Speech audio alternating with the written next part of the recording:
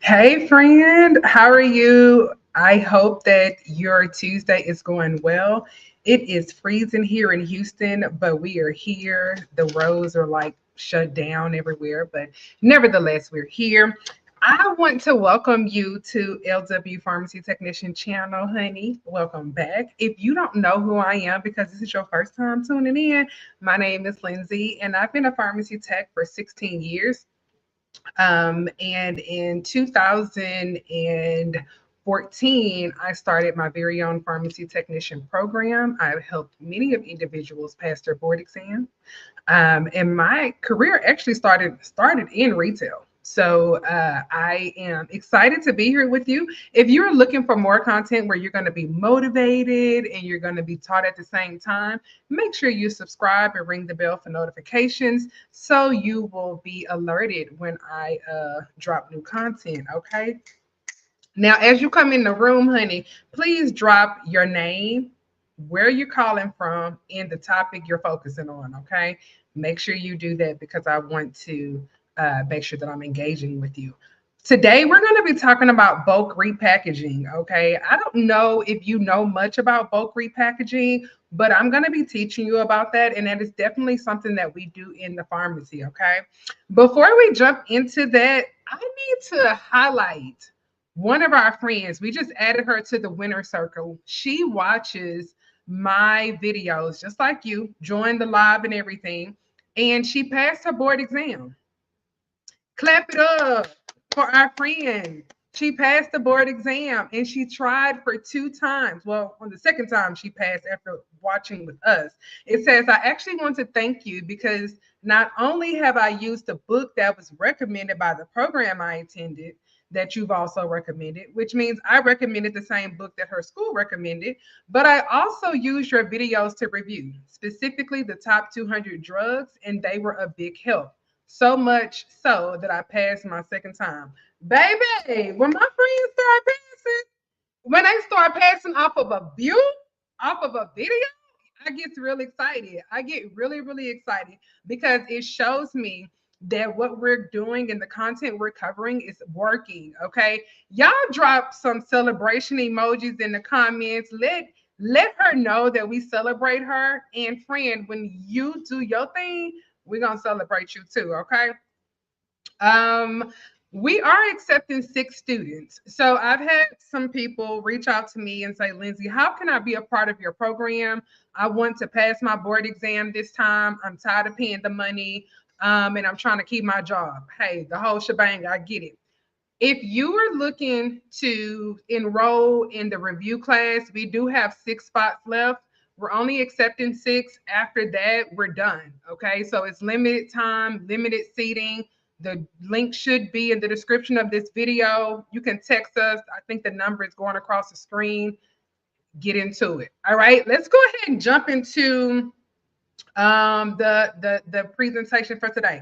Now, you see my little picture over here. It's supposed to be a video, y'all, where it's like interactive and moving, but it's just still. Anyhow, we ain't gonna let that stop us, okay? Because we finna get this done today. As you come into the room, make sure that you shout out yourself, shout out your city, shout out the topic that you're working on, friend, because I want to make sure that I am commenting, we're working together. Hey Tamika, hey Paula, I see you. Hey, Miss Garcia, what's up? Y'all are here today. So it says how to assign an expiration date to a drug. Okay, so when you think about an expiration date, I want you to think about the date that is on the milk when you buy it, the date that is on the milk when you buy it, right? And so the expiration date is not a date that you give, it's a date that comes with the product. Okay. And when the expiration date, comes on the product, we have to respect it unless you want to be sick. Okay. I tell my kids all the time before they pour that milk in that cereal, smell it. And sometimes when they smell the milk has expired, but the date hasn't arrived yet. So it's always good to double check, child. And my 10-year-old will bring the whole gallon of milk to me wherever I am in the house and be like, Mama, does it smell good? because I've taught him like, hey, make sure you're checking it. The guidelines for assigning an expiration date to bulk repackaging solids or liquids. So bulk repackaging, let's talk about that for a second. When you're doing bulk repackaging, I want you to think about when you make your lunch. If you've ever had a big bag of chips or a big bag of M&Ms, or big bag of chips, big bag of M&Ms, big bag of beans, something that came in a bulk bag, and then you poured it into another bag and you sealed it. That is simply bulk repackaging. You did it with food, so it's the same concept when it comes to medication. Okay. Same thing with liquids. You make a big glass of Kool-Aid, or I drink a lot of sweet tea. You make a big pitcher of sweet tea, you pour it into your little container, and you take this one for the road. You just repackaged it. Okay, that's a liquid. Now, when you repackage it,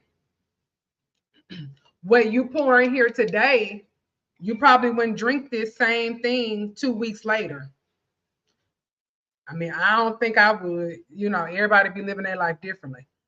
Baby, live your life how you live your life. No judgment, free judgment, I promise you. But the whole concept is whenever you put something, a bunch of chips in a bag, you know that those chips may not be good from that same bag in 2 weeks. So you take the chips out of the big bag, put them in a Ziploc bag, and you take them to work with you. In your mind, you're like, okay, these chips are good, And then 2 days later, you go back to those chips, you look at them, the bag done got greasy, the chips done started separating, and you probably say, oh, I ain't eating that. Now, really, you didn't necessarily write an expiration date on it, or you didn't really write a beyond use date on it, but based off of the look of the drug, the smell of the drug, the texture, all of those things matter. Now you're saying this isn't good anymore after such and such date. Okay. So I want you to think about when you're thinking about expiration dates and beyond use dates, they are different, but I want you to think about what you do every day, right? How you've already done this in the past. I want you to think about that, okay? If that makes sense. I see y'all coming in. Keep coming, keep coming. Make sure you subscribe and ring the bell for notifications. Now, the answer to this question is going to be 1 year from the date repackaged or the expiration date on the manufacturer coupon.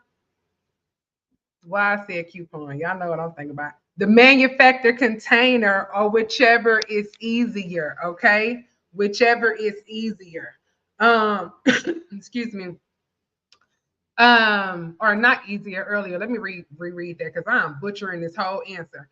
1 year from the date repackaged or the expiration date on the manufacturer container, whichever is earlier.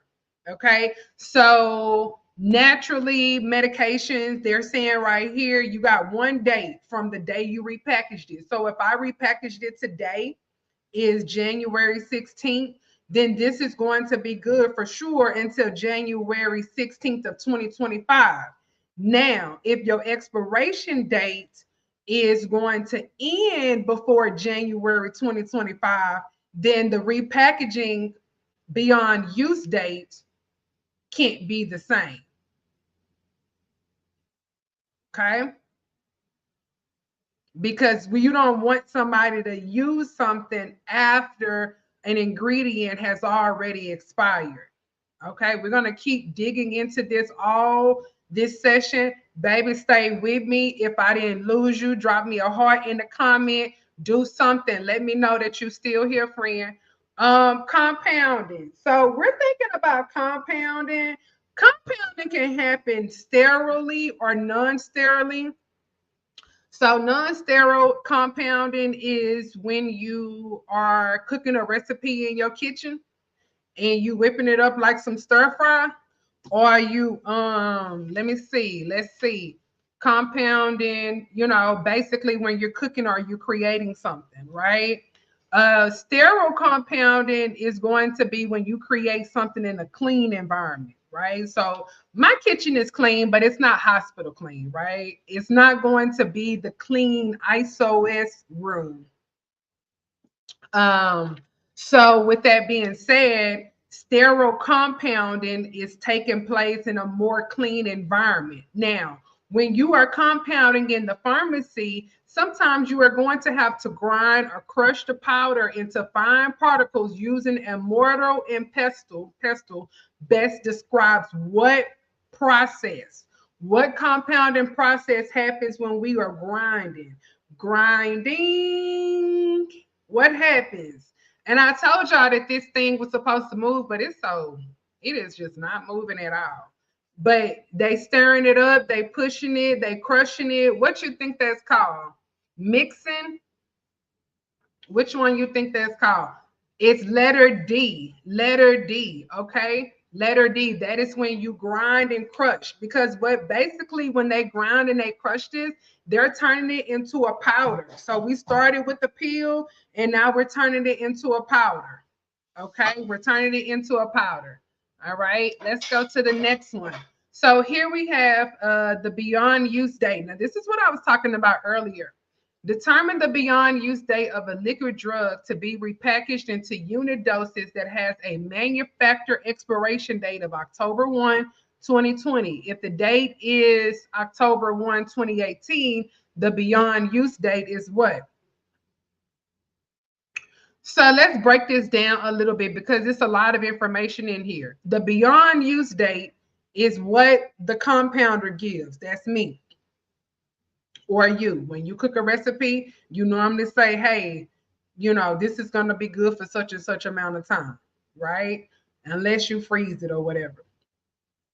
And it says the beyond use date of a liquid drug to be repackaged. So that means they're repackaging it into unit doses. So something that came in a big bottle is now going to be repackaged to put in this bottle. And when they say unit doses, that means it's normally going to be for one dispensing at a time, one dosage at a time.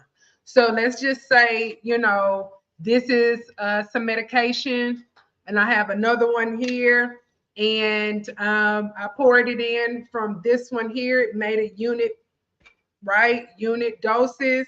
I give one today, one tomorrow.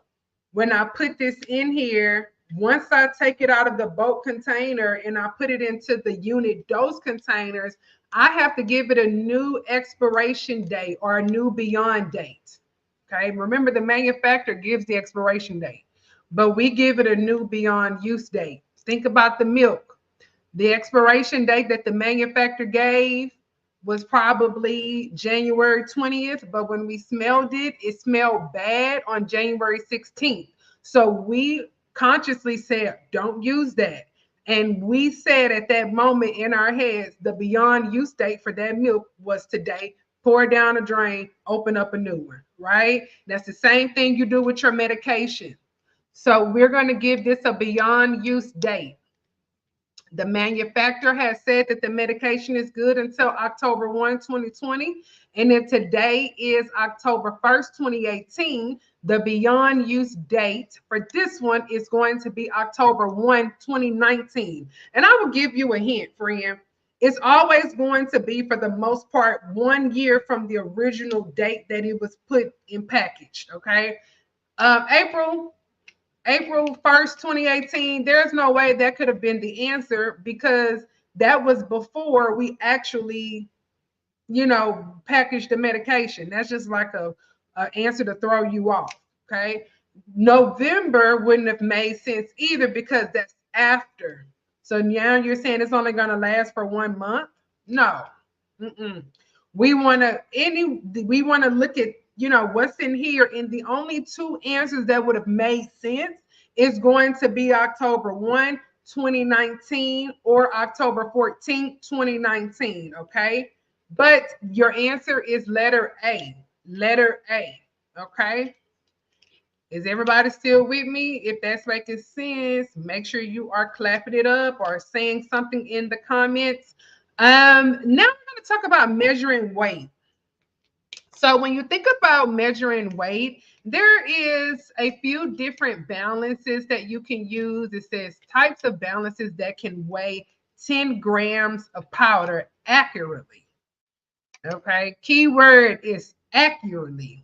Baby, they weren't playing when they told you that one. Accurately. Is anybody familiar with these type of balances? The correct answer is class A. Now, this is the old school balance. I couldn't really find anything that was the circular one that I was looking for. But anywho, the type of answer for this one is going to be class A. That's the type of balance. And you don't have to, I will be honest with you and tell you when you get in the pharmacy, I've never really used a balance or any sort of scale in the pharmacy. These things are more so for you to pass the board exam. But once you get in the pharmacy, honey, that dang on software is so good. That software that them pharmacies be having is the bomb. Okay, so you're not gonna have those type of questions or those type of issues, I should say. Now when we think about measuring liquids, we're talking about water, we're talking about chemicals, we're talking about solutions.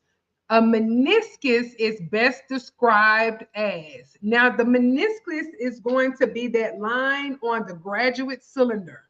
So if I am saying, hey, I need to fill this up to 5, let's just imagine 5 is here. We're always going to look at the line right underneath the 5 to measure. So any solution that's on top of the line 5, that's too much. We want it right under. Okay. So think about it. When you get to 100, 100 is going to be anything that hits here. Anything that goes over 100, that's 101, 102, 103, so on and so forth. Same way when you measure your liquids. You don't want anything over the 5 line, right? You want it all under, because under is 5 and below. Over is 5 and up, which means that if you give more than the amount that the doctor ordered, you could possibly give too much to the patient.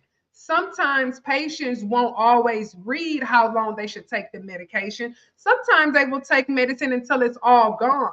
So if you gave them 10 milliliters instead of 5, and they kept taking more and more and more, now we have overdosed the patient, right? Or if you are making a recipe. Now, let me tell you something. When I make my recipes, this Christmas, I made a pound cake. My husband asked for a pound cake, child. Asked for the pound cake, and he didn't really just eat it like that, but I later found out he wanted some icing on it. Now, when I make the pound cakes, when I see my auntie and them make that pound cake, they don't always put icing on it. But anyhow, I digress. When I get ready to make my pound cakes or any type of recipe I've never made before, I am very intentional about measuring everything. I get measuring cups out and I pour it in. I make sure I have the right bowls. I try to be very conscious about what I'm doing. My mom, on the other hand, is a lot different. Okay. What she does is she will kind of gauge it. She'll gauge it by what she think it should be. She'll say, oh, that looked like 1 tablespoon, or that looked like, 30 milliliters, things like that. Me, on the other hand, I am pouring it up. I say that to say, when you are doing this, you definitely want to make sure that you are measuring accurately, and it's always going to be the lowest level, because if the recipe that you're compounding for the pharmacy only requires a cup, but you put in a cup and a half, now you have, the recipe can lose its integrity. Okay. Now the medication is watered down, right? Now the medication is showing, residue, and you're like, why is this happening? And it's leaving behind little residue, and you're like, well, this isn't mixing right, or if you could not pour enough and it's not mixing right. So it's always imperative that you do make sure you are being intentional about measuring the medication correctly. Okay. So with that being said, it says the answer here is going to be letter D, the lowest level of liquid, which is the point that should be used to assign a measurement. Okay. To assign a measurement. Okay. So you definitely want to make sure you are paying attention to that. If y'all are still here with me, go ahead and drop me a heart in the comments if this is helping you. Drop a heart in the comments, friend. I wanted to check in with y'all real quick about your goals for 2024. And I'm not gonna spend a lot of time on this, but I do want to share with you all what came to me. And a lot of times, when we have goals, we try to obtain the goal immediately. Excuse me. So, that means that, let's say, your goal is to run 2 miles a day. And as soon as you get to the park, you are running those 2 miles immediately. Then it's no longer a goal because you're starting out doing it. What I'm realizing in life is goals are things that we work to obtain. There are things that we work to reach. They are things that we work to be better at. It's not where you start, it's where you're headed. I say that to say, when you are studying, give yourself some grace. Yeah, the goal may be to be proficient in federal laws, but you can't overwhelm yourself on day one reading and studying, reading and studying, reading and studying all day, to where you're not having a good time with your family, you're not hanging out with your friends, you're not, enjoying food like you used to, you're stressed out all the time, you can't focus at work. Those things pull us away from our goals. They don't get us closer to them. Friend, goals are things that we work towards. They're not things that we come already having. Okay. Please don't get it confused and think that as soon as you start on a goal, you have to have it already. Right. The goal may be to buy a house. Well, then you have to start figuring out, what are you going to need to buy the house? What kind of furniture you're going to want? What kind of area you want to live in? If you have children, what kind of schools in that area, right? You don't start out at the top. And I think so many of us are trying to start out at the top that we get burnt out very quickly. We get discouraged and we begin to give up, and we think that we cannot do it because social media and or society has made us think that success is instantaneously. And sometimes you will see someone who will get success overnight, but you don't know how much time they put in on the backside to get the success that you're witnessing now. You just met them now. You didn't know them 15 years ago when they didn't have anything. You didn't know the story. You don't know what they had to go through. And so there's a misnomer, there's a preconceived notion, there's this idea floating around, thinking, and it has everyone thinking that you have to be at the very top of everything that you start in order to be successful. And that's not true. Goals are something that we work towards. Goals are something that we set out to obtain, and we give ourselves a realistic expectancy or a realistic time frame as to when we're going to complete it. So if you are a person who's never ran 2 miles a day, you won't say, well, by the end of this week, I'm gonna be running 2 miles. That's not a realistic goal, especially if you haven't worked out at all, right? So then you have to say, okay, well, let me pace myself. Let me be intentional with this, right? So instead of saying at the end of this week, I'm going to run 2 miles, You may say, you know, at the end of this week, I'm going to run for 2 minutes nonstop. And then next week, I'm going to add another 2 minutes nonstop. And then I'm going to see if I can do it the following week for 15 minutes nonstop.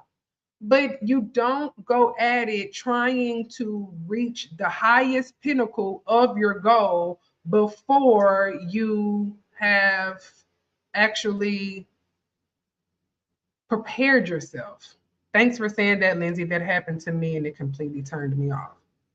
You know, don't, friend, I'm telling you, if I can't encourage you to do anything else, I always tell my friends, especially my friends who are new, I always tell them, when you come to my class, I only want you studying 30 minutes at a time every 4 hours.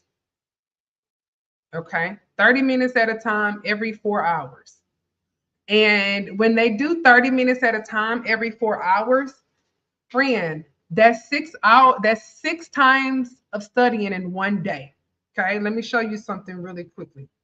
6 times of studying in one day. You do that times 30 and you divide that by 60 minutes, that's 3 hours of study time in one day. You do that times 7, that's 21 hours of study time in 1 week. The reason why I don't want my friends overwhelming themselves with studying, because what I know is that once you read something, you need to walk away from it so your brain has time to process what you just read and to comprehend the information you just took in.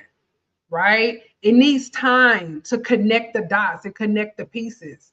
I think we put a lot of pressure on our brains and on ourselves to expect that the brain is going to get it right when you read it. There are some times when I read stuff and I say, wait, I gotta read this again. I'll read it again and I still don't get it immediately. I walk away. And I go back and I do something else.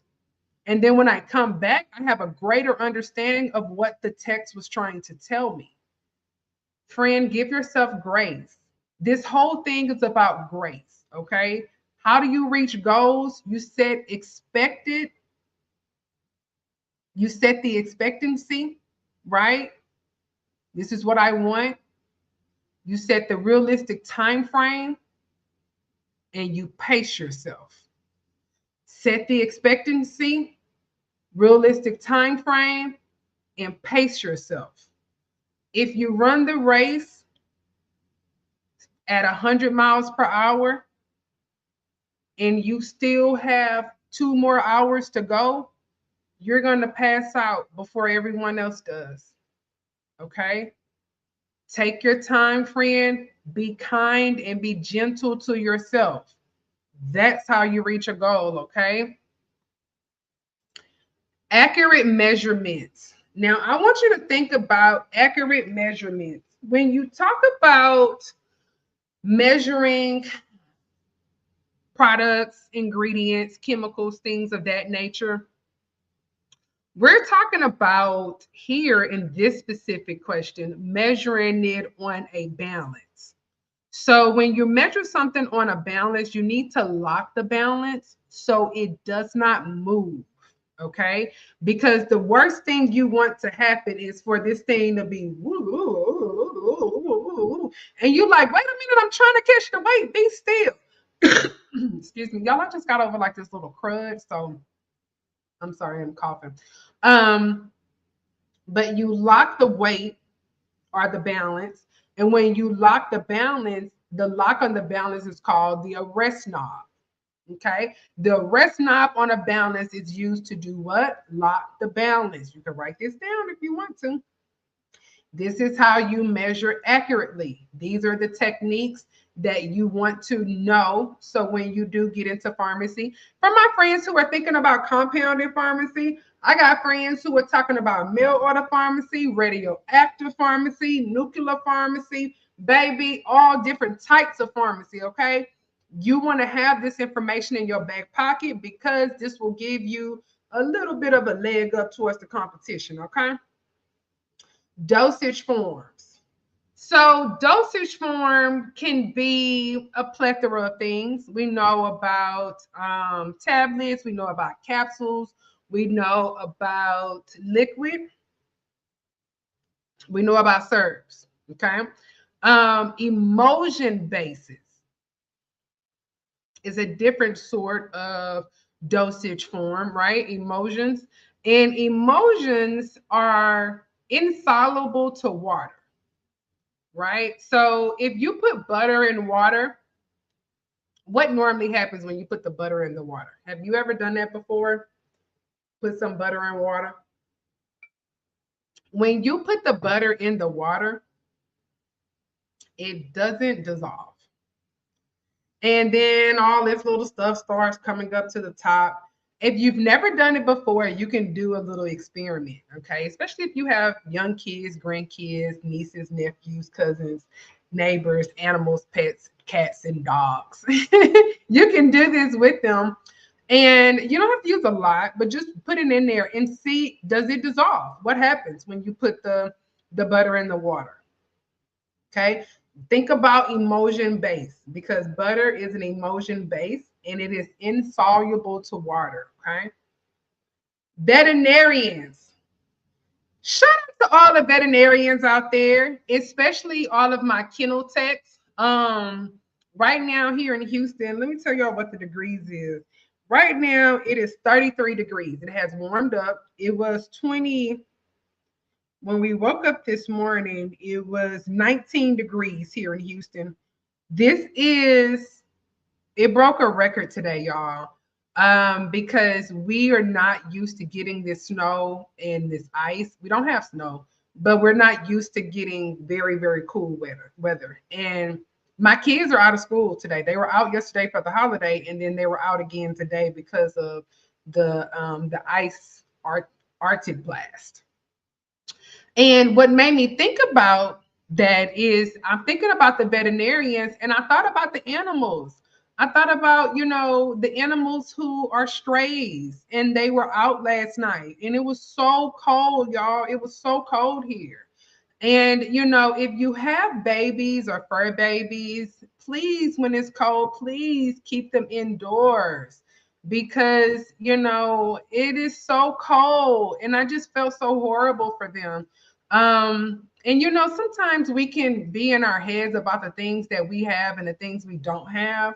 And if you had a place to stay last night, if you had gas in your car this morning, if you had food on your table, it may not be anything that you want to eat, but you had something to eat. If you had water, if you had toothpaste to brush your teeth today, put on your toothbrush, be grateful, be thankful for that, friend, because it's people last night really made me very grateful and thankful for the shelter that I have over my head because it is so cold that they have put up warming stations out for the homeless.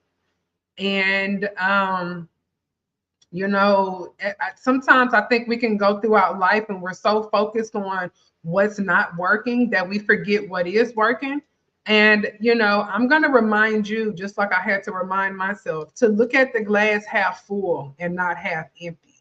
You know what I mean? Focus on the things that you do have, be grateful for it, be thankful for it. And if you have fur babies, please bring them in the house. Please bring them in the house when it's hot out or when it's cold outside and when it's hot, but last night it was 19 degrees and I just couldn't even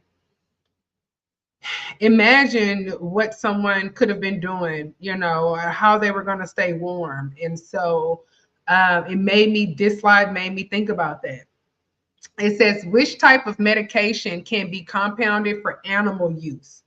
When you think about animal use, animals can take pretty much any medications that you can take. I know animals who take Benadryl for their allergies around the time that the 4th of July comes or the New Year's Eve and New Year's and things like that. Some people give their animals anxiety medications because the fireworks and things like that really startles them, and it makes them nervous and scared. And so, y'all, dogs, Sometimes you get a dog that get congestive heart failure. I mean, it is so interesting how dogs can have, or animals, pets, period, can have the same diseases, indoor conditions that humans have.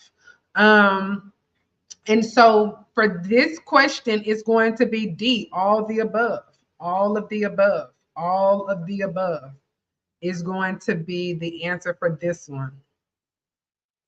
FDA regulatory guidelines. Okay, so the FDA regulatory guidelines, compounding pharmacies are not allowed to do what? According to the FDA regulatory guidelines, compounding pharmacies are not allowed to do what? Okay, now I want you to think about this. You are essentially a compounder. Okay, I'm a compounder. Honey, I'm a compounder because I cook for my family. Yesterday I made shrimp fettuccine, and those of you who know that I am a pescatarian, that means that I eat seafood only. And I am a dairy-free pescatarian. I am a dairy-free, gluten-free pescatarian, okay? I take the fun, for some people who are like, I love cheese. Well, I can't eat cheese. It doesn't look, I love cheese, but cheese don't love me. Okay, how about that? So last night I made shrimp Alfredo or shrimp fettuccine. It was fettuccine. And I used dairy-free whipping cream and dairy-free butter. And I compounded that. Today I'm going to make hamburgers, is what my boys asked for. If y'all don't know, I have a 10-year-old and a 16-year-old. Okay, boys. And I am the compounder for my house. My husband cooks here and there. He has a few things that he specializes in, but for the most part, I'm responsible for cooking. And I enjoy cooking for my family.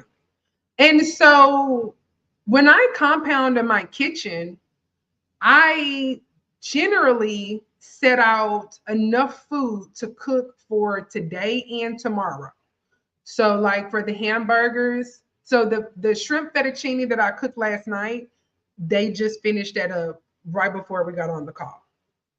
And then these hamburgers that I'm going to cook today are going to be enough to carry them over until tomorrow. Because, honey, look, let me say something about me.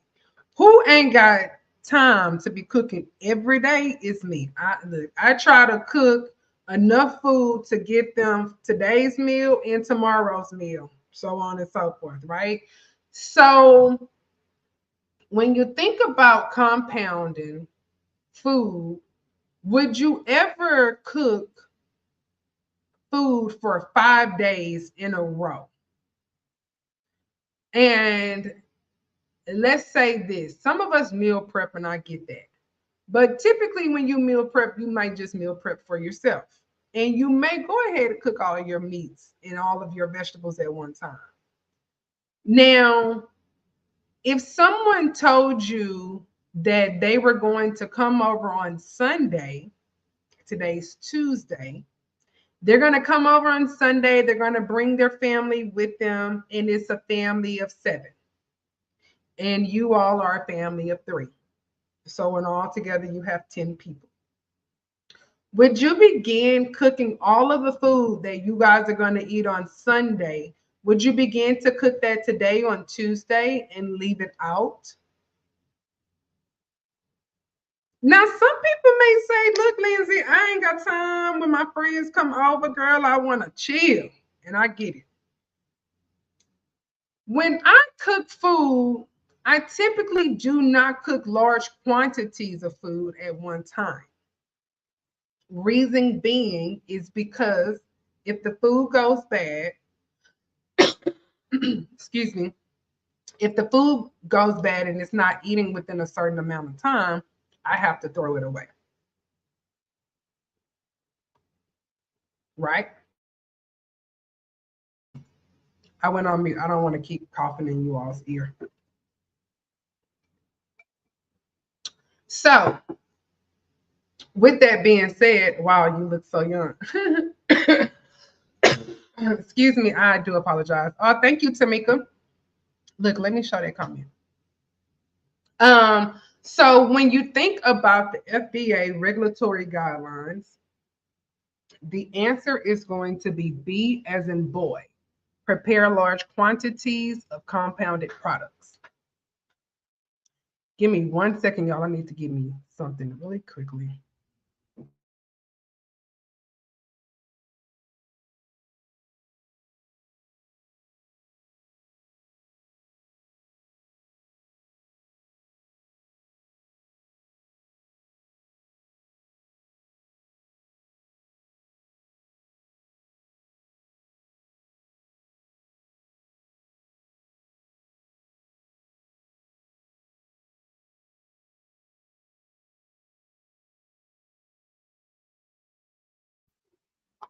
Okay, y'all, I'm back. Thank y'all.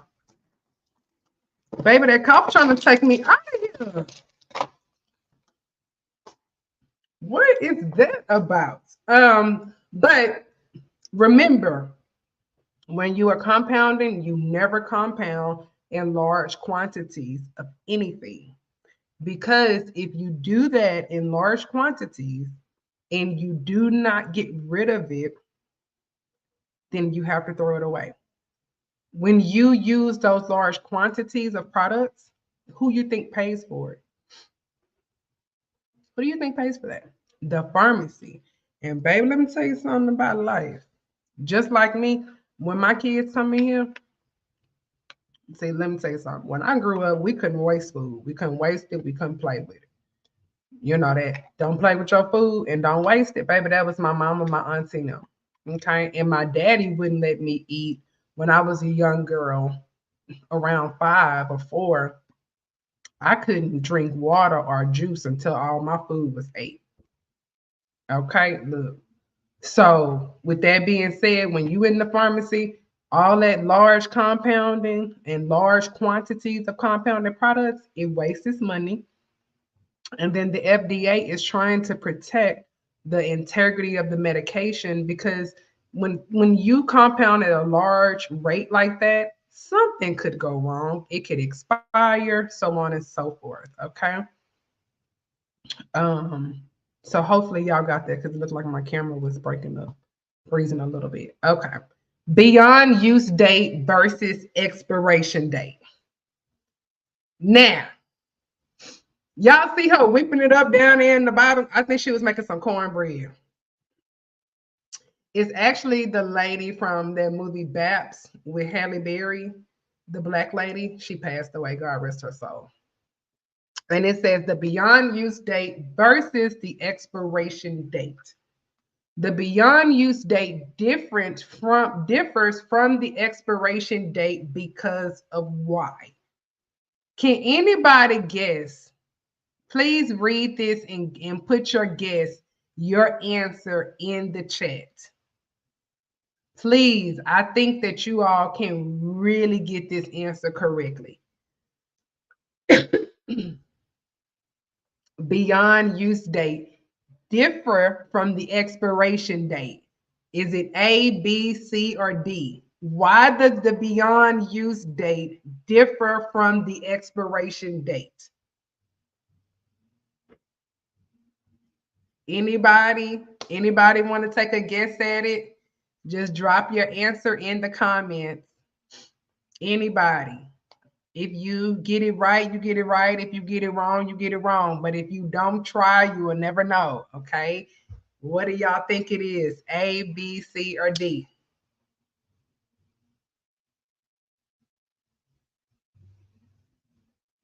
A, B, C, or D? Nobody want to say anything? Tamika said B. Okay, she said B. When does anybody else have the answer?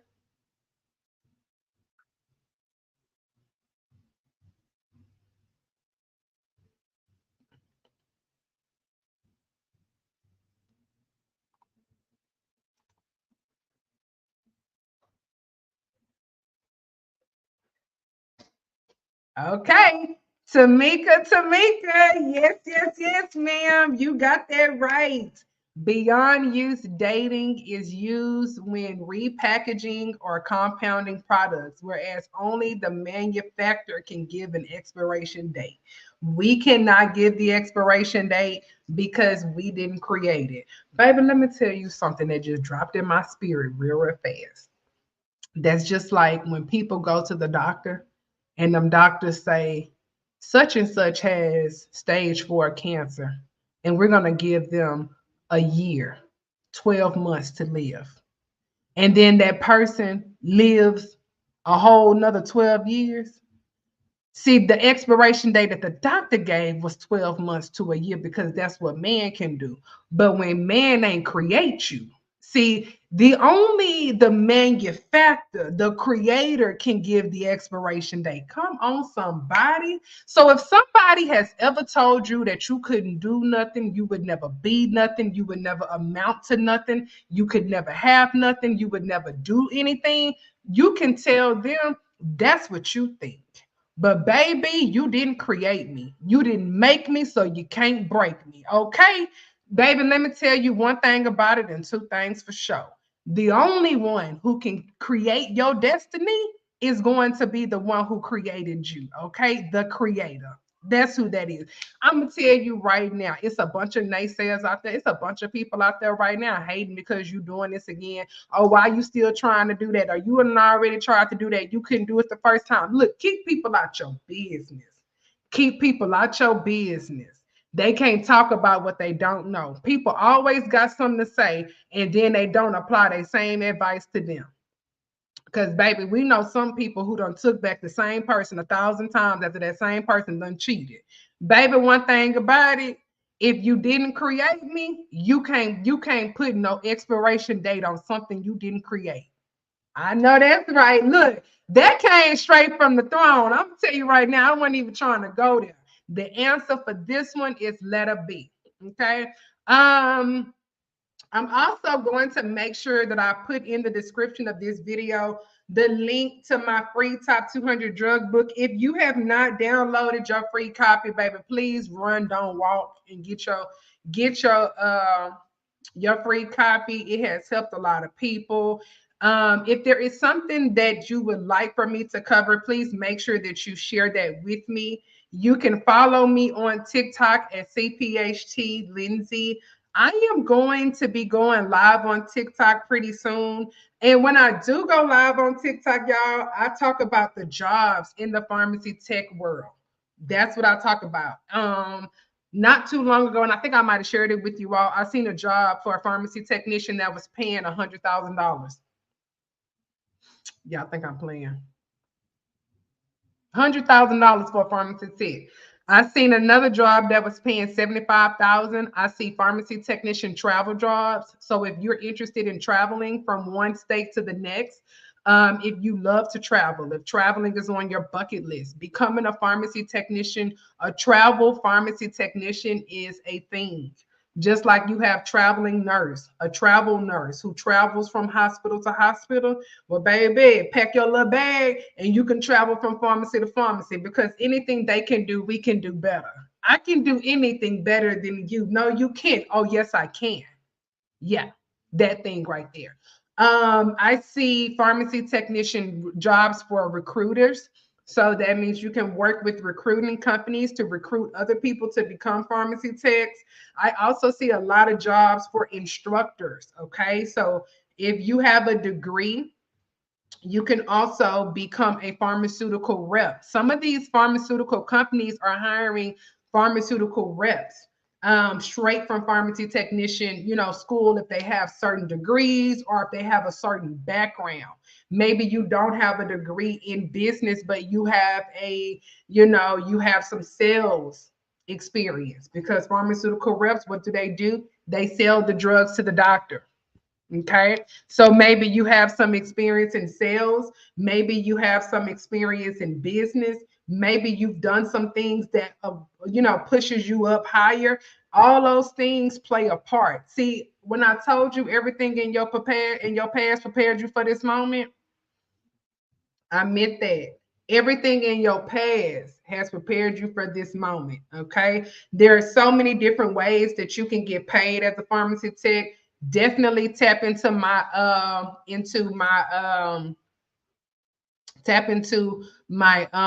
TikTok so you can be a part of that. And remember, it is LW. No, it's not. It's CPHT Lindsay. CPHT Lindsay. I will be going live on TikTok in a few hours here, and I'll have some things that I'm going to be sharing with the audience there. But other than that, friend, thank you so much for chiming in and for making your life a priority in your goals. You are doing the things that you should be doing.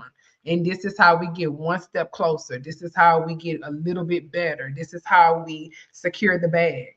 Baby, secure the bag. I don't know if I told y'all, but 2024 is a leap year. Baby, leap years come every 4 years. What are you leaping into? You better be leaping into something new, something that's going to carry you, a destiny, legacy. Come on now. Come on now. Your kids, kids, kids, kids, kids. See, I told somebody the other day, they going to know who Granny Lindsay was. Oh, yeah. Mm-hmm. Yeah, they're going to know who Granny Lindsay was. But will they know who Granny Tamika is? Will they know who Granny or who Paw such and so, whatever your name is? Will they know you? Or cousin Lindsay, right? Or Auntie Lindsay, or whatever your role is in the family nuclear system you have, it is up to us to leave a legacy behind for the next generation.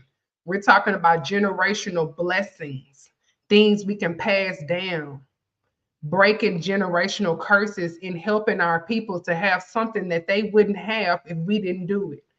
We got to make it easier for the people coming up behind us. Baby, stay motivated, stay consistent, and make sure that you love yourself on the journey. I love you, friend, and I will see you next Tuesday.